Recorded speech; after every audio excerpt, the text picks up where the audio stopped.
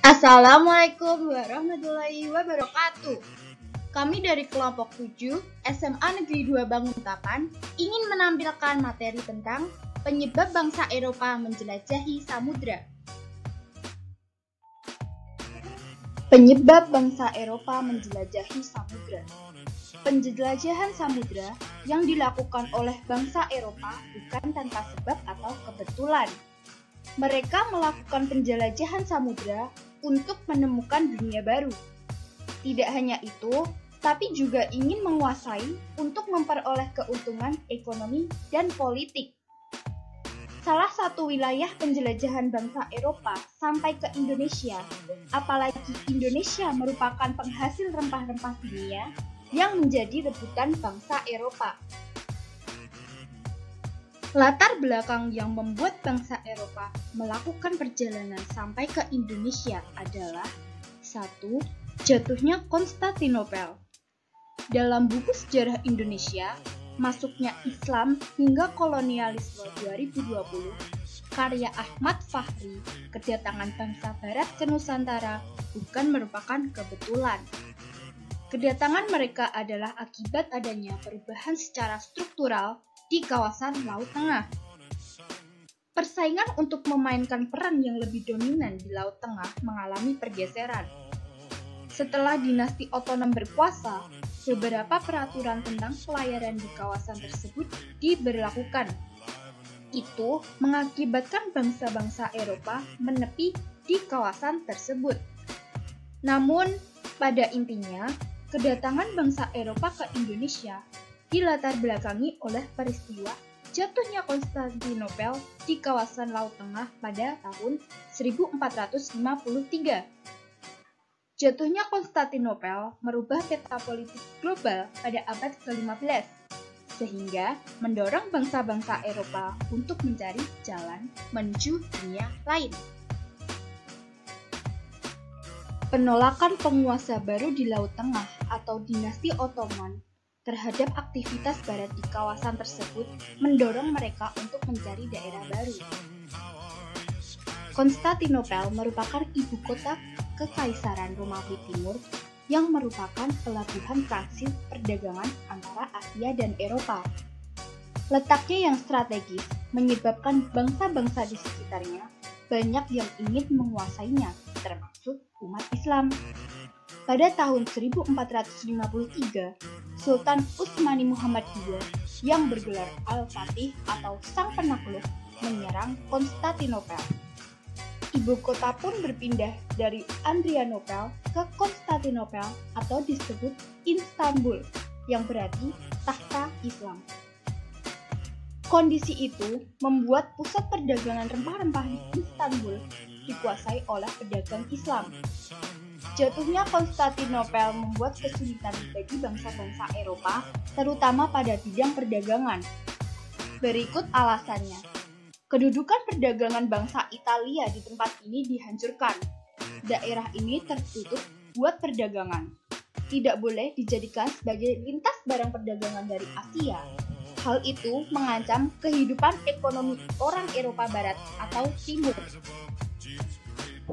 2. Mencari wilayah baru. Jatuhnya Konstantinopel mendorong bangsa Eropa untuk mencari daerah penghasil barang-barang yang dibutuhkan seperti rempah-rempah. Mereka mencari jalan perhubungan langsung dengan Asia, apalagi didukung dengan penemuan berbagai teknologi, seperti kompas, teropong, dan peta.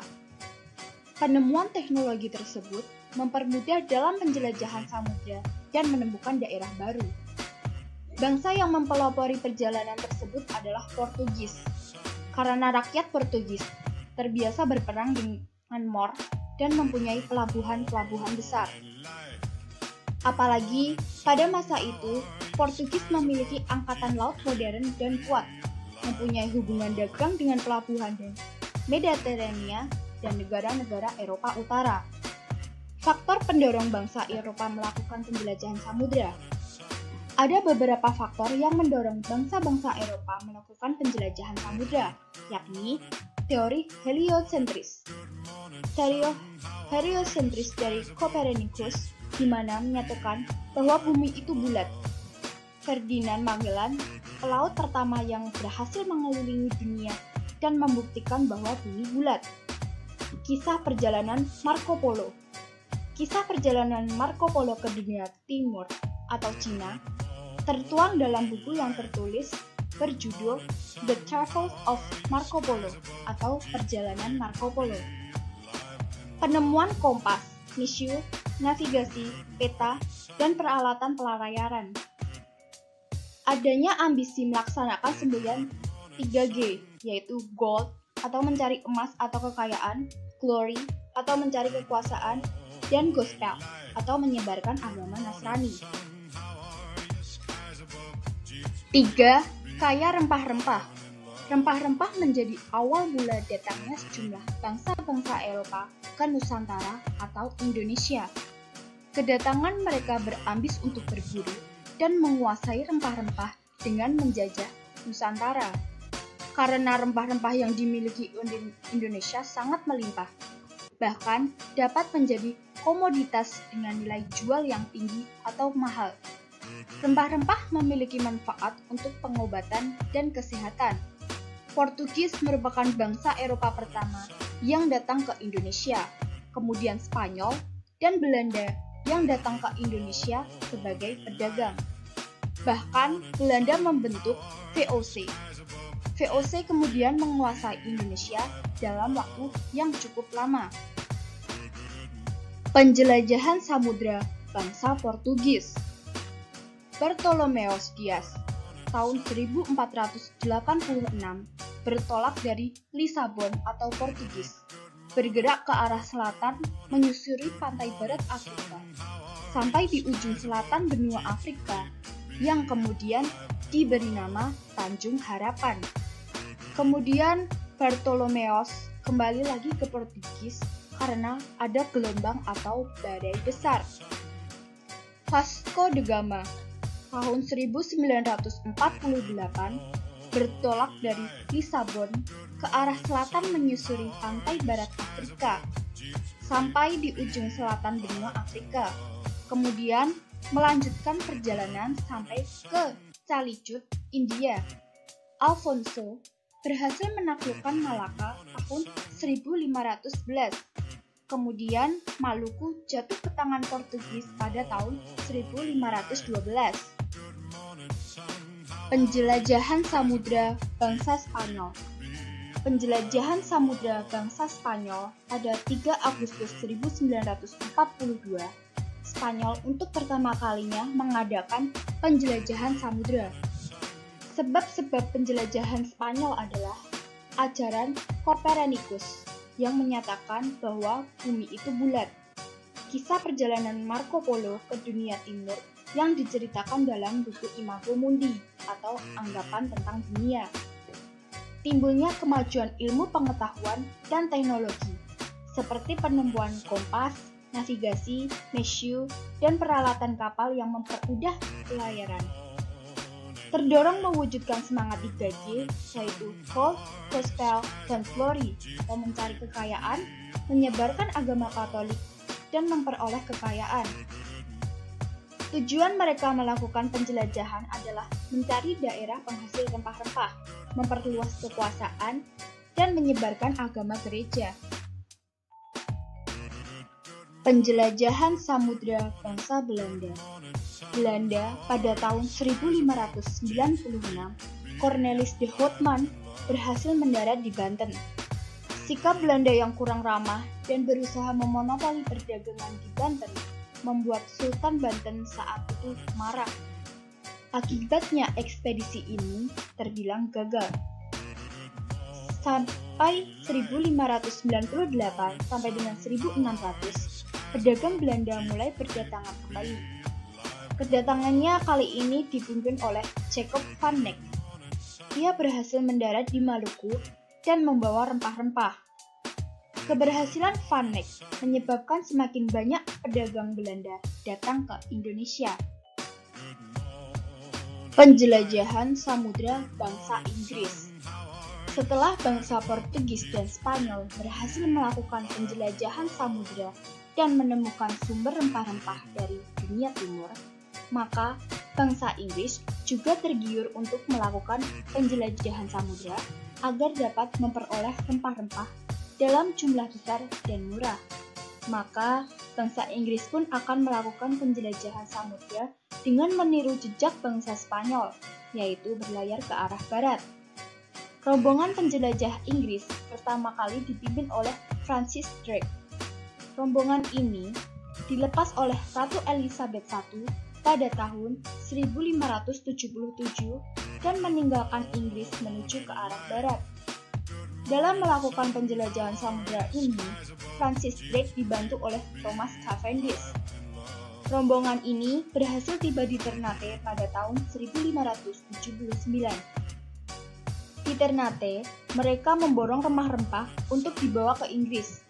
Rombongan Francis Drake ini berlayar menuju Inggris dengan membawa banyak rempah-rempah dan mendarat di Inggris pada tahun 1580. Rupanya, penjelajahan samudra yang dilakukan oleh bangsa Inggris ini membawa keuntungan melimpah. Selain mendapatkan rempah-rempah, penjelajahan bangsa Inggris ke dunia timur juga berhasil menanamkan pengaruhnya di wilayah Asia. Inggris juga ingin merebut wilayah Indonesia dari tangan Belanda dan Portugis.